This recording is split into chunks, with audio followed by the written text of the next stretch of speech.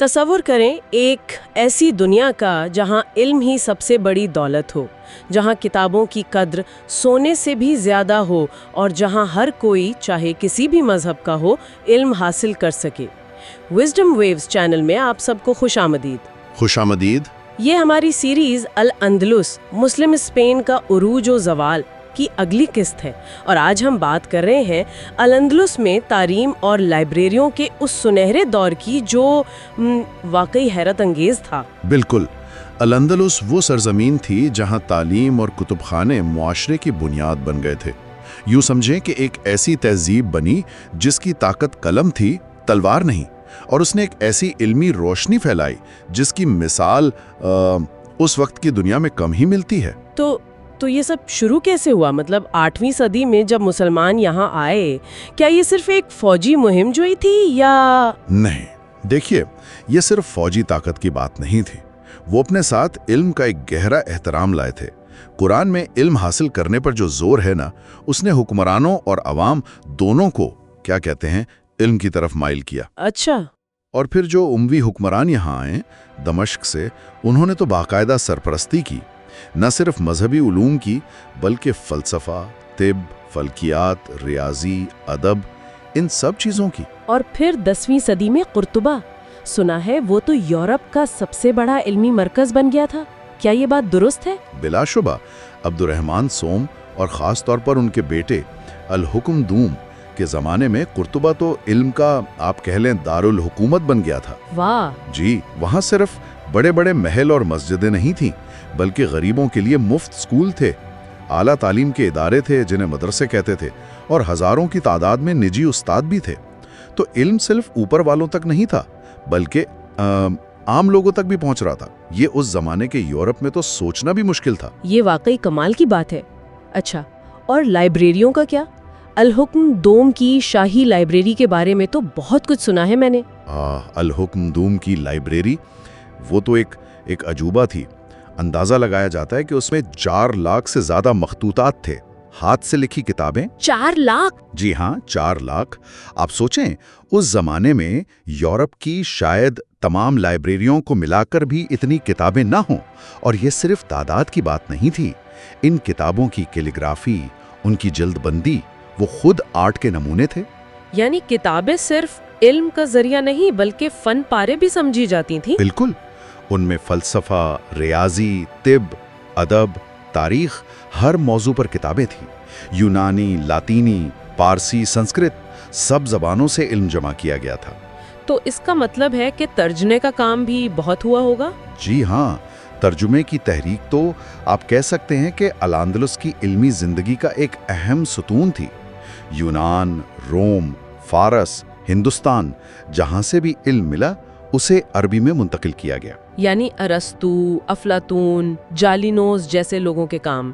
बिल्कुल, अरस्तु, जालिनोस, बतलीमुस, इन सब के कामों को ना सिर्फ तर्जुमा किया गया बल्कि उन पर तहकीक हुई, शरह लिखी गईं, तनकीद की गई और उनमें नए इजाफे भी किए गए। ये सिर्फ नकल नहीं थी बल्कि इल्मी तरक्की का अमल था।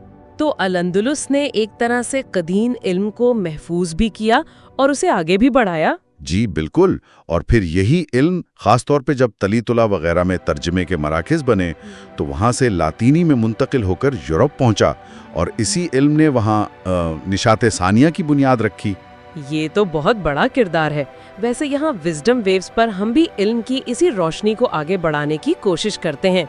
अगर आपको ये बातें दिलचस्प लग रही हैं तो विजडम वेव्स चैनल को सब्सक्राइब और लाइक जरूर कीजिएगा। जरूर। अच्छा, तो ये मदारिस का जो जिक्र आपने किया, क्या वहाँ सिर्फ दीनी तालीम होती थी?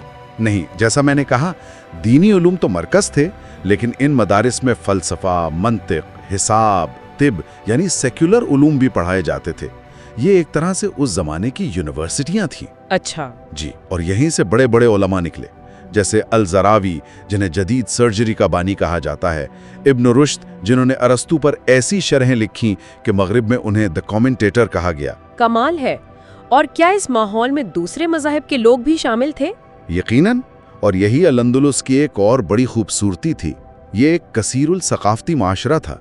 मुसलमान तो थे ही, लेकिन ईसाई जिन्हें मुस्तायरिब कहते थे, और यहूदी, सब मिलकर इल्मी काम कर रहे थे। यहूदी उलमा का भी किरदार था। बहुत अहम किरदार था। मूसा बिन मैमून जैसे अजीम यहूदी फलसफी और तबीब उसी दौर में स्पेन में हुए। तो ये एक मिलजुल कर रहने और एक दूसरे से सीखने का माहौल था। अल-अंदलुस यूं समझें इस्लामी, ईसाई और यहूदी तहजीबों के दरमियान एक पुल बन गया था। लेकिन फिर इतना शानदार दौर, इसका इख्तिताम कैसे हुआ? वक्त के साथ साथ कुछ अंदरूनी सियासी मसाइल पैदा हुए। फिर शुमाल से ईसाई रियासतों की तरफ से रिकॉन्क्विस्टा यानी स्पेन पर दोबारा कब्जे की मुहिम तेज हो गई, और शुमाली अफ्रीका से कुछ ऐसे हुक्मरान भी आए जो शायद उतने इल्म दोस्त नहीं थे। इन सब वजूहात की वजह से वो इल्मी माहौल आहिस्ता आहिस्ता खत्म होता गया। अफसोस की बात है, लाइब्रेरियां भी तबाह हुई। जी, बहुत सी कीमती लाइब्रेरियां और इल्मी मराकिज़ तबाह हो गए। एक बड़ा इल्मी नुकसान हुआ बिलाशुबा। लेकिन उसका विरसा तो फिर भी बाकी रहा है ना? बिल्कुल। अल-अंदलुस का सियासी वजूद तो खत्म हो गया, लेकिन जो इल्म वहाँ परवान चढ़ा, जो किताबें लिखी गईं, जो तर्जुमे हुए, वो इल्म यूरोप पहुँचा और वहाँ एक नई इल्मी बेदारी का बाइस बना।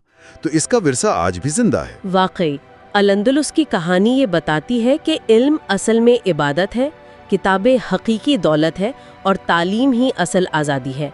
मुस्लिम स्पेन के लाइब्रेरियों और स्कूलों ने ये दिखाया कि जब कोई तहजीब इल्म को बुनियाद बनाती है तो वो सिर्फ अपनी सरजमीन को नहीं बल्कि पूरी दुनिया को रोशन कर सकती है। बिल्कुल दुरुस्त कहा। अगली किस्त में हम खास तौर पर अब्दुर्रहमान सोम के सियासी उरूज और खिलाफत कुर्तुबा के क़याम पर बात करेंगे। ये वो दौर था जब अल-अंदलुस अपनी ताकत और शान शौकत के उरूज पर पहुंचा था। तो सुनते रहिएगा जरूर। और अगर आपको आज की गुफ्तगू पसंद आए तो विजडम वेव्स को सब्सक्राइब करना, लाइक करना और शेयर करना ना भूलें। आपके जहन में कोई सवाल हो या कोई राय तो नीचे कमेंट्स में ज़रूर बताइएगा। बहुत शुक्रिया। शुक्रिया।